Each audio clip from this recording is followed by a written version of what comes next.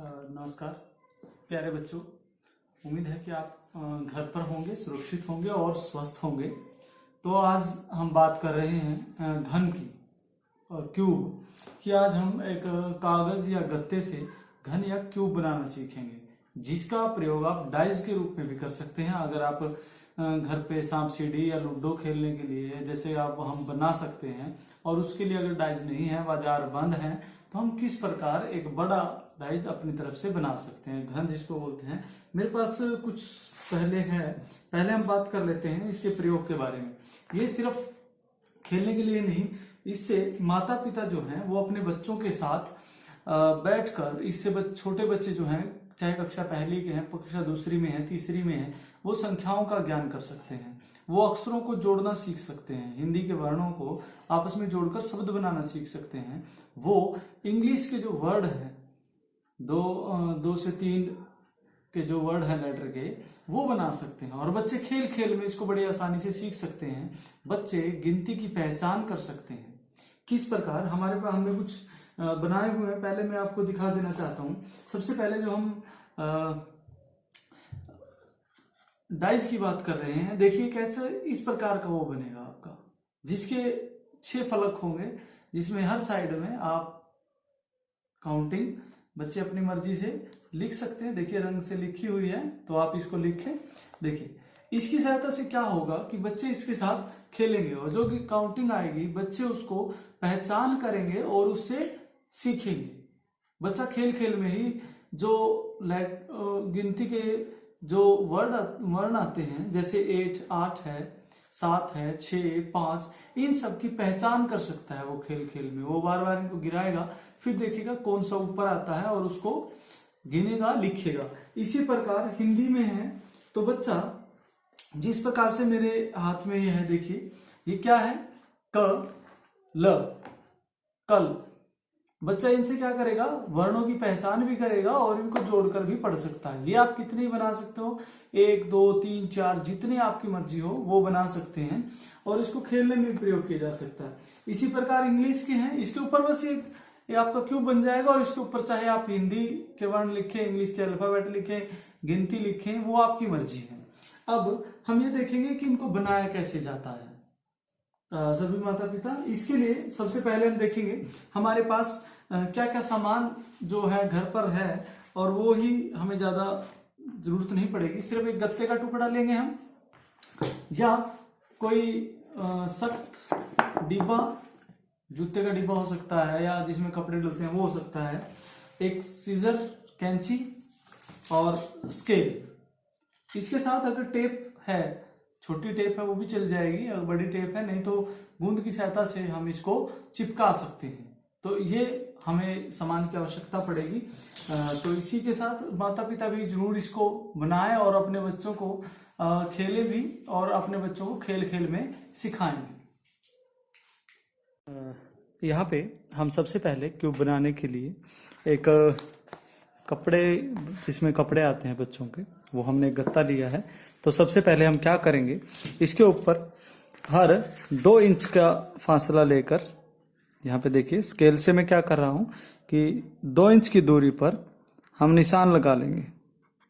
Sketch से मैं यहाँ पे निशान लगा रहा हूं, ताकि वो जो है वो जितने भी हम उसके फलक बनाएंगे और उसकी साइड जो बनेगी हमारी, वो एक समान हो। ये हम खास ध्यान रखेंगे। इसी प्रकार दूसरी तरफ से भी हम 2-2 इंच का जो फासला है हमारा, वो लेकर हम इस पर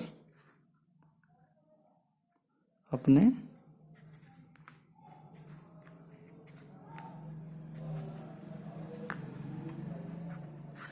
लाइन लगा देंगे। अब हम इन सभी को आपस में मिला देंगे। जैसे कि आप देख रहे हैं स्केच की सहायता से मैं कर रहा हूं, ताकि वो साफ साफ हमें दिखाई दे। अब इसको जहां पे हमने निशान लगाए हैं उसको लंबी लाइन से हम मिला देंगे।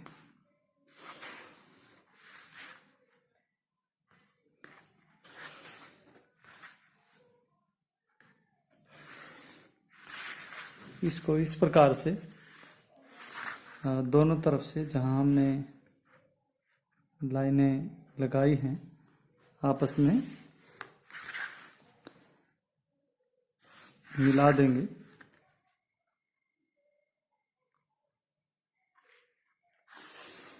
ये आप 2 इंच आप ले सकते हैं। यहाँ मैंने 2 इंच ली है। आप अगर बड़ा बनाना चाहें या छोटा बनाना चाहें अपने हिसाब से आप इसको ले सकते हैं। देखिए एक ऐसी हमारी जो है वो डिब्बों का एक वो तैयार हो चुका है।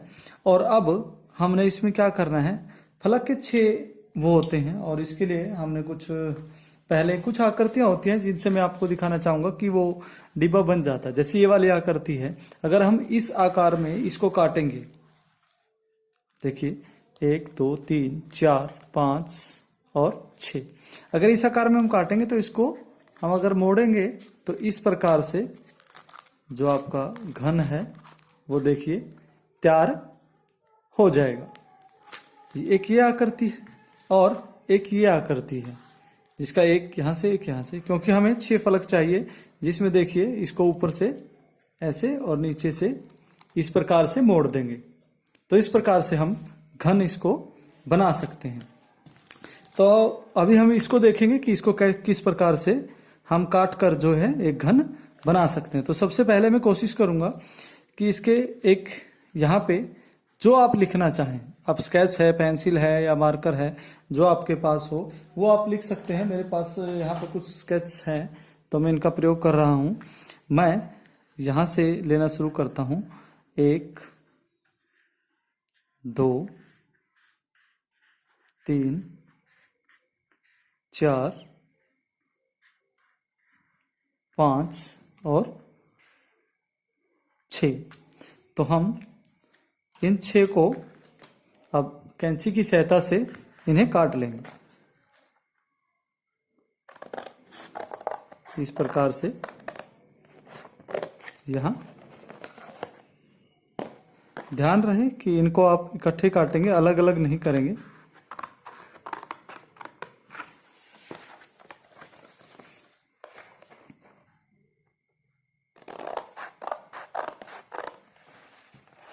इससे आपके बच्चों को, जो बच्चा छोटा है गिनती सीख रहा है, उसको अंकों की पहचान भी हो जाएगी कि वो अगर खेलेगा 1 2 3, जब वो बार बार उन चीज़ों के साथ खेलेगा, बार बार उन चीज़ों को देखेगा तो उसको पहचान करने में बहुत आसानी हो जाएगी।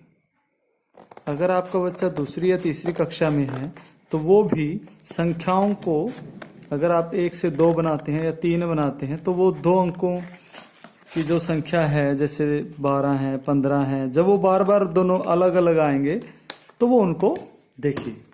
ये हमारा जो है घन तैयार हो चुका है। तो हम इसमें क्या करेंगे, इसको थोड़ी देर के लिए हटा देते हैं और इसको जहां से हमने ये लाइन लगाई है इसको स्केल की सहायता से पीछे से इस प्रकार से इसको मोड़ देंगे। इसके सभी सिरे हम पीछे की तरफ इस प्रकार से मोड़ देंगे ताकि जो हमें